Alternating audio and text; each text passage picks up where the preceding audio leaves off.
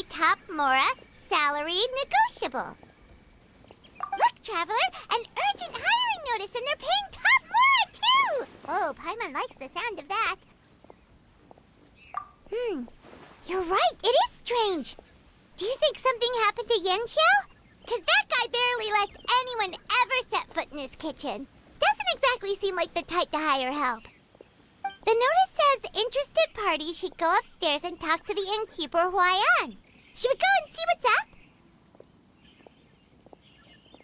Yeah, and we can ask about the pay while we're at it.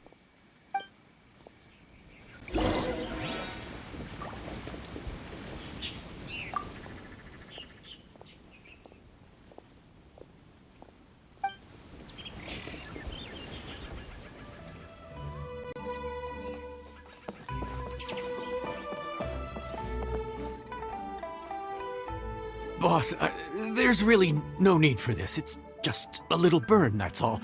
It won't get in the way of my work. Perhaps not, but continuing to work will only hinder your recovery. You need to rest for a few days. We'll figure something out. Huayan! Yanxiao! Oh? Traveler and Paimon! What brings you to this neck of the woods? And we decided to come check up on Yanxiao. I knew we shouldn't have posted that notice. It's really nothing to worry about. I'm fine.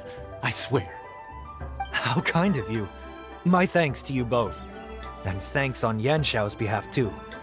There's nothing to be embarrassed about, Yanxiao. Just tell them what happened. Oh, all right. Well, basically, we had a lot of guests pouring in for the lantern rite. Things got busy, I started rushing, and I ended up accidentally burning my hand while plating a dish. Well, you know what they say. Play with fire long enough and you're bound to get burned. Even the best chefs slip up sometimes. Anyway, it's nothing, just a tiny burn. I can still... Now, I don't want you pushing yourself. You'll only make it worse. And then you'll be looking at more than just a couple of days off to recover. But the lantern rite's only just finished. And we're still getting tons of guests. Now's not a good time for me to rest. Plus, lots of the guests are visiting from other nations. We can't just bring in some random chef off the street. We have a reputation to uphold. I refuse to let someone else ruin the good name we've made for ourselves here. Listen to you. Anyone would think that you're the boss and not me. But he's not wrong. Yanxiao was one of the favorites in the Masterful Chefs tournament. No matter how you look at it, his are big boots to fill. I don't mean to boast, but any chef of my caliber probably has their own restaurant to look after. It's not going to be easy to find someone who's got the skills and has the time to help us out. Looks like we might have to increase the pay we're offering even further. Do we know anyone that's a good chef and has the time to help out? Oh, of course, you! Oh, right. Yes. Now I think about it, I do recall hearing good things about your cooking ability. I suppose I'd added you to my mental list of people who can hold their own in a combat situation, but forgot you can cook. Why are you even keeping a mental list of people who can fight? Maybe a story for another time. More importantly, I'm sure Yanxiao would be comfortable leaving his kitchen in your hands, if anyone's. What do you think, Yanxiao? Well, since it's you, I suppose that's better than anyone else.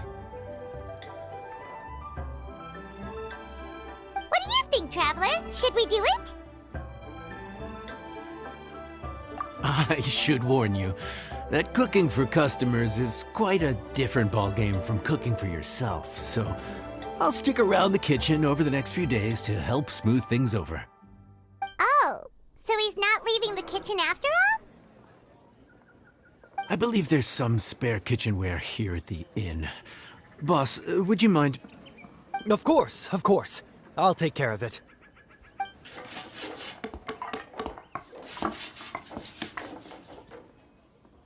Whew. All done. Come, take a look.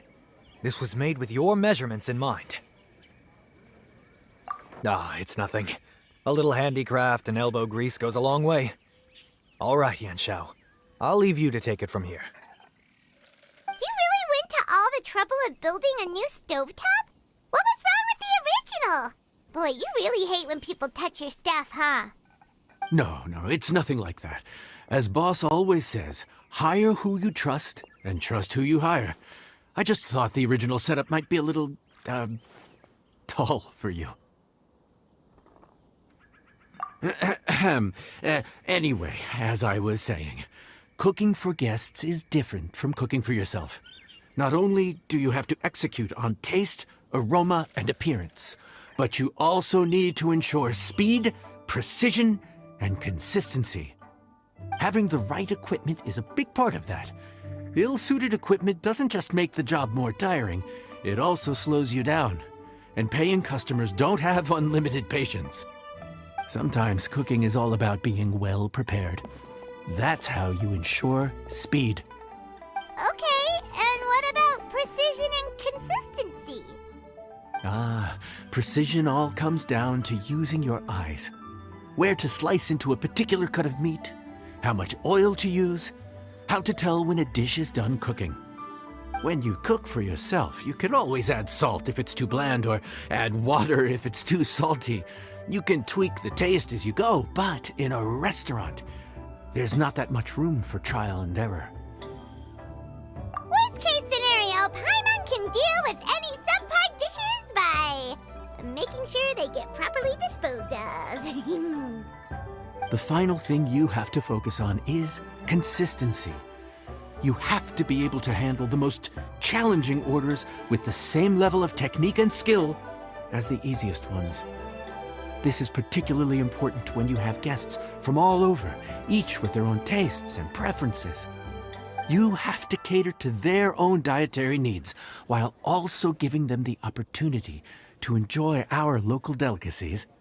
This last point is making Paimon's head spin. Don't worry. Matter of fact, someone as well-traveled as you may even have a better handle on it than me once you get started. And of course, I'll be around to help you over the next few days. I don't think we'll have any trouble making all our guests feel right at home.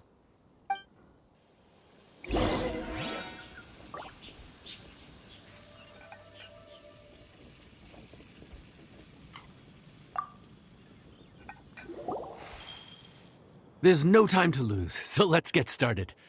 I imagine you probably have a good handle on the cooking side of things already. What you need to pay attention to is remembering each table's order. Try not to get them mixed up. Oh, Paimon's memory is like a steel trap. This is gonna be a cinch.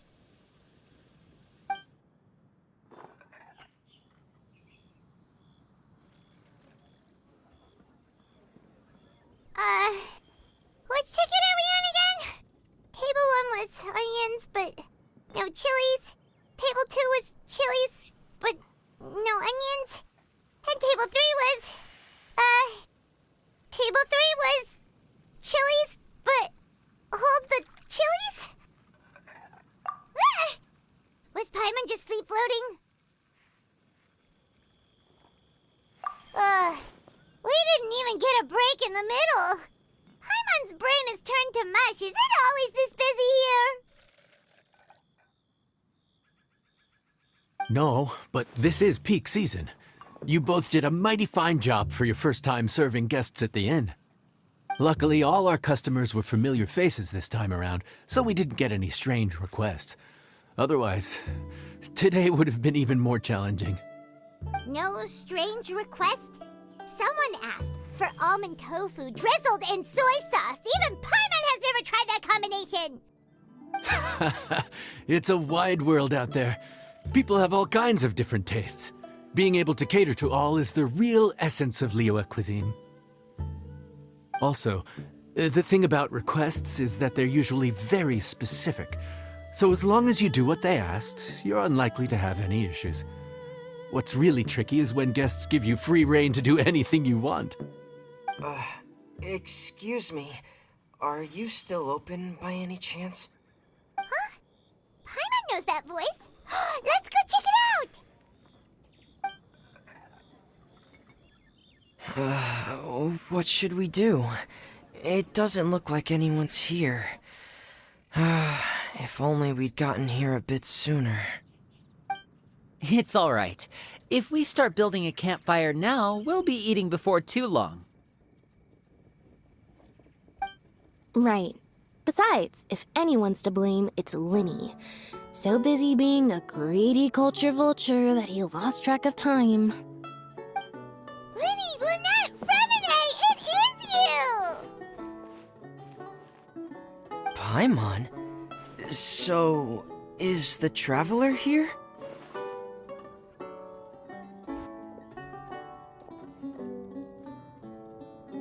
Traveler, Paimon! What a nice surprise!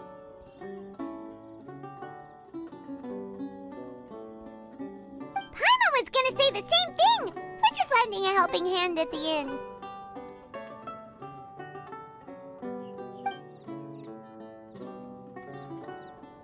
Anyway, so that's how we ended up here. But what about you guys? Don't tell us. Father sent you on another mission?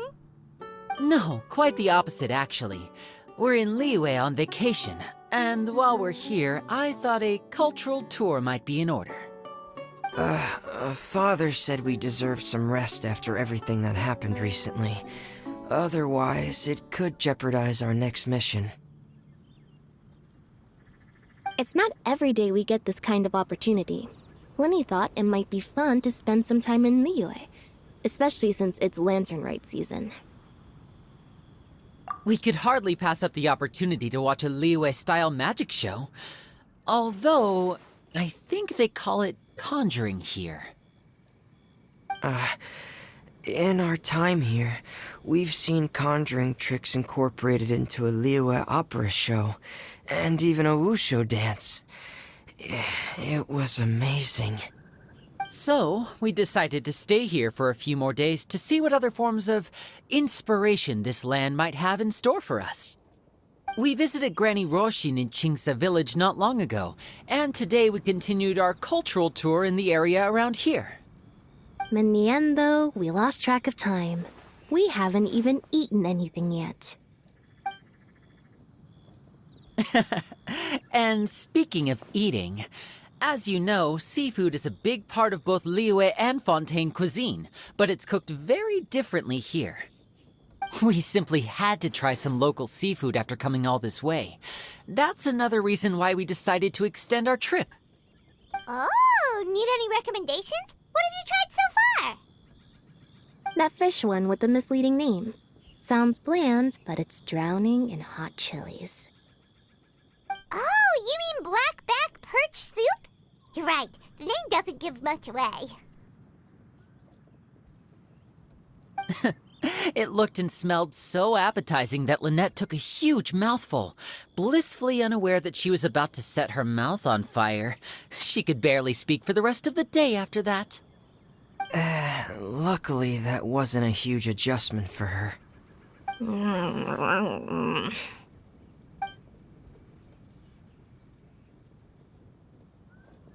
What? Aren't you guys hungry too?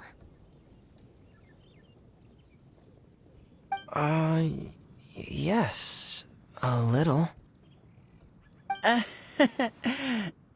Yes, I'm ready to eat. Traveler, I'm afraid we'll have to send you back to the kitchen now. Good question. I doubt we'll be able to decipher the menu, so why don't you recommend something? You should be pretty familiar with our tastes. One more thing. Please, if you have a heart, don't make it spicy.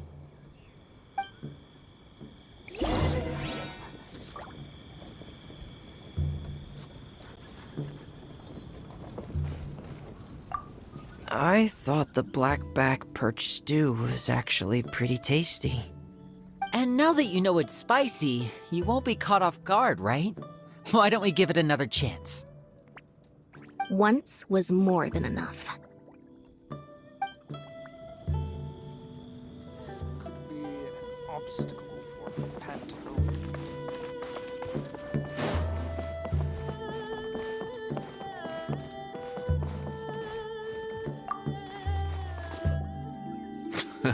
Fontaine, huh?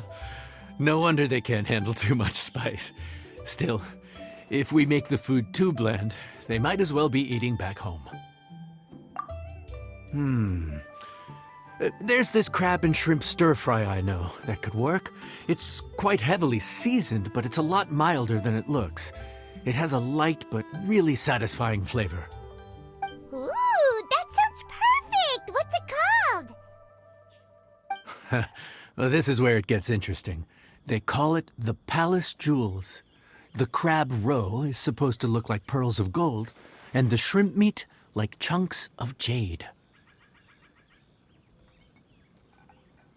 Here's the recipe. When you're ready, go ahead and give it a try. Could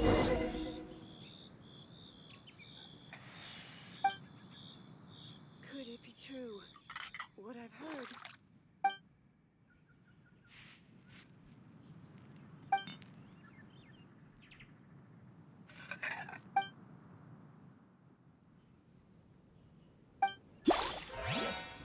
You think I've got a sharp tongue?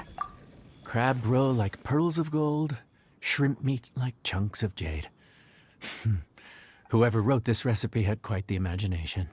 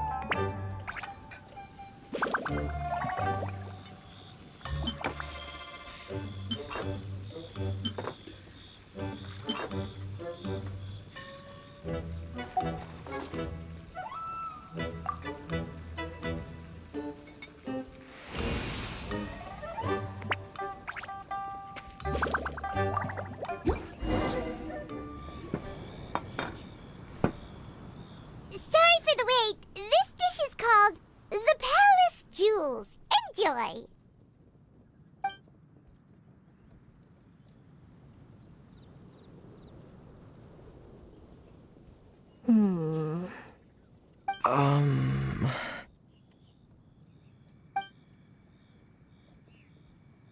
Ah, yes. We meant to say, you two must be tired after a long day of work. Do you want to eat with us? Oh, now that you mention it, Paimon is a little hungry. Well, if you insist, then who are we to refuse? Oh, right, of course. You're still our customers. Why aren't you eating? The sauce looks a little overpowering. According to Liyue custom, it's probably good table manners to let someone else go first.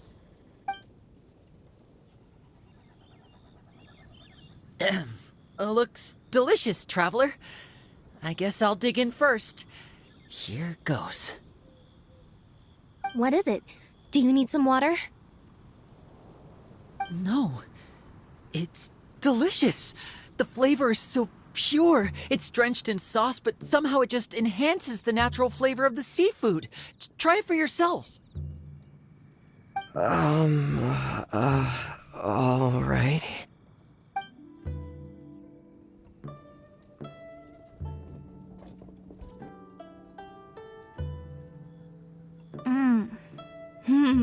What is that? Crab roe? Yep, you have quite the palate, Lynette. No wonder it pairs so well with the shrimp meat. I've never seen it prepared this way before. According to the creator, chewy crab complements succulent shrimp, making a spectacular seafood ensemble with a succulent flavor and luscious mouthfeel. The crab roe glitters like pearls of gold, and the shrimp shines like chunks of jade. Hence its name, the Palace Jewels. So that's where the name comes from. Huh. I suppose it's quite fitting then. Was Paimon always this well spoken? This dish must be right up your alley, Lynette. Huh? It's half gone already? When did that happen? I heard that in Liyue, the biggest compliment you can pay to the chef is to leave a clean plate. It's delicious. Thank you ever so much. Wait, don't fight over it! Hey, leave some for Paimon! This could be an obstacle. I think I'm finally getting the hang of chopsticks. Yeah. Well, Linny and Lynette picked it up in no time, but they're naturally dexterous. Unlike me, it's taken me a lot longer, but I'm slowly getting there. Oh, speaking of chopsticks, in one of the shows we've seen here, someone performed a conjuring trick using a bowl and chopsticks. So, if I want to be a good magician's assistant, I need to keep practicing.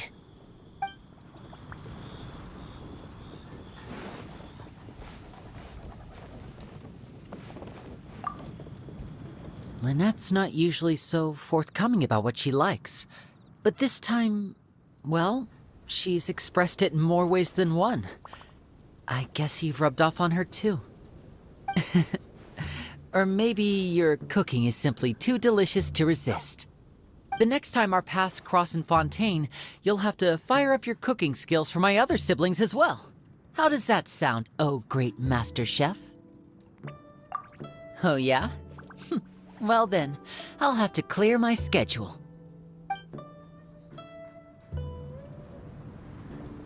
Could be an obstacle for Pantalo.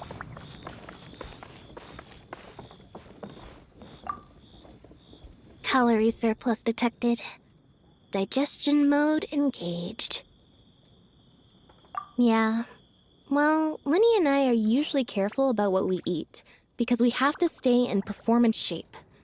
That, plus it's generally bad manners to overindulge at the dinner table. But once in a while, it's nice to treat yourself in the company of family. Besides, if I'd waited until my brothers were finished trying to outpolite each other, the food would have gone cold.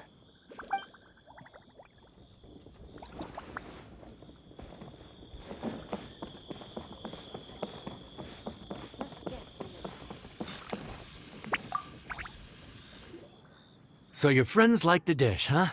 Well done. Not bad at all for your first day on the job. There'll be more to come, so keep it up.